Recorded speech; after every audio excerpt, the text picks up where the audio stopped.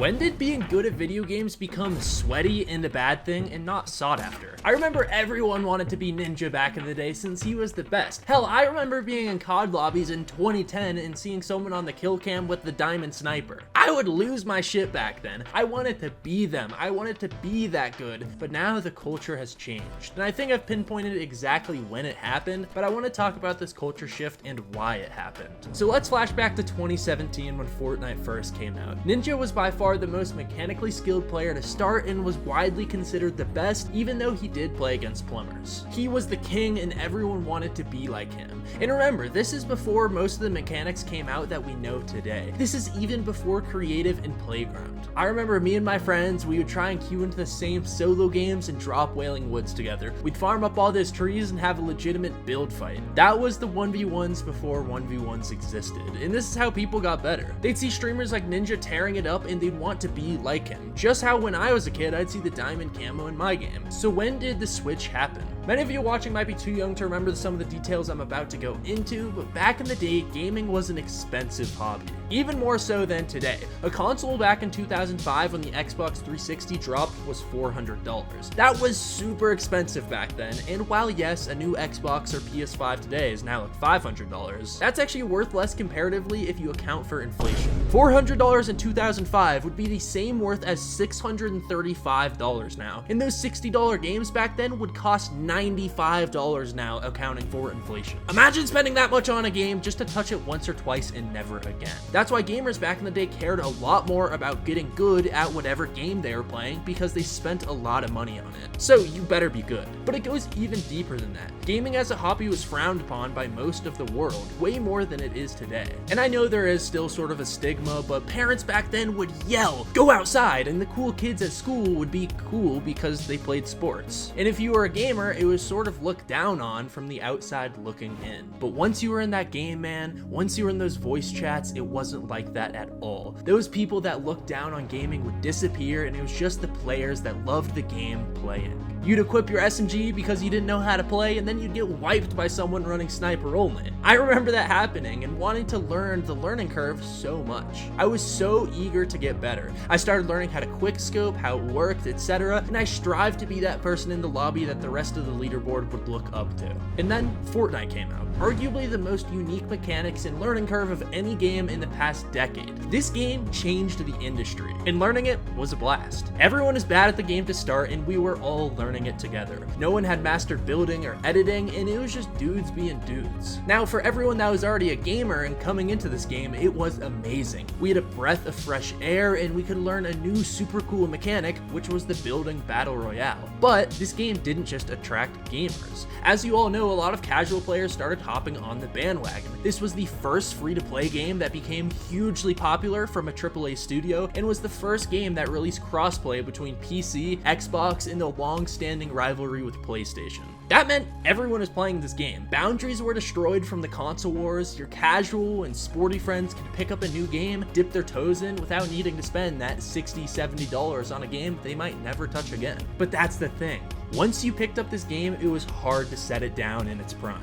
All of your friends were online, updates were coming out weekly, and you could visibly see your skill getting better and your victory counter going up. You'd go to school and brag about how you got a solo win before your friend did, and this game was just all encompassing, even for those that weren't traditional gamers. It was a beautiful time. And while some of those casual gamers came in and were transformed into full-on gamers, many of those casuals stayed as casual players. And there's nothing wrong with that if you are someone that doesn't take the game too seriously, but it does play into this culture shift of gaming. One of the important aspects of the term sweaty arising and how it's quote-unquote ruining the game is that Fortnite outgrew gamers. Fortnite started appealing to the casual person. And because of the destruction of the console barrier and the free-to-play mode and the fact that the entire world was playing, the stigma of gaming and looking down upon it slowly dissolved. These people that used to look down on gaming and pride themselves on their sport or on their partying eventually became okay with hopping on the game.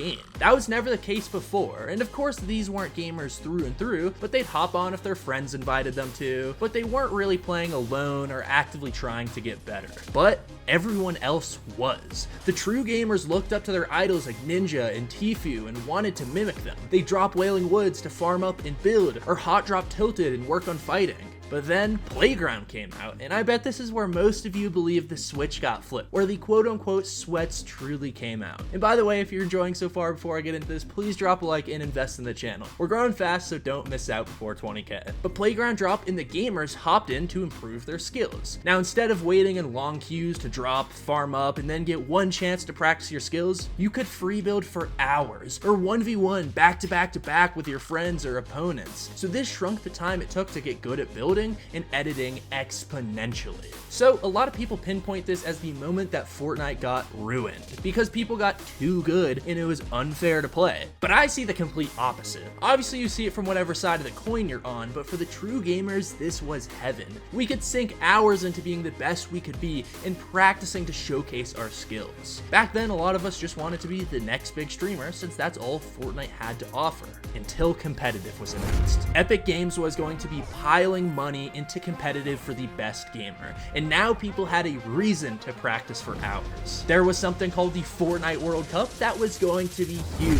$3 million to the winner. These gamers could be the Ronaldo or Messi in their respective field. There was passion and drive for these gamers, so these are the people that got good. And these good players eventually started shitting on the casuals. Fortnite reached a point where we were no longer all learning this building mechanic together. There were those that had learned and those that had not. And the problem was, those that had not still had voices and were just as loud, if not louder. They were heard through social media, through updates appealing towards them, even in game chat with your friends. And these people coined the term sweat for someone that was quote unquote too passionate about the game, that didn't go outside and touch grass because they cared about improving. Sound familiar? I'm sure you know people that say this if you don't say it yourself. Even I've caught myself getting angry and using the phrase touch grass, but whereas I say it because I'm mad that I died and I feel the urge to get better, to beat my opponent and keep improving, the casuals that say touch grass say it as a mark against the true gamers. And I think that's when being good at video games became a bad thing. When the typical person was able to hop into a game and make it about them. When it was no longer about being bad at the game, but the opponents being too good. When the safe haven of the lobby for these true gamers who were trying to escape the cynicism of the world looking down on them, when those cynics came into these very lobbies. When it was no longer about shit talking your mates in the enemy teams, but when people started declaring genuine hatred for what the game had become.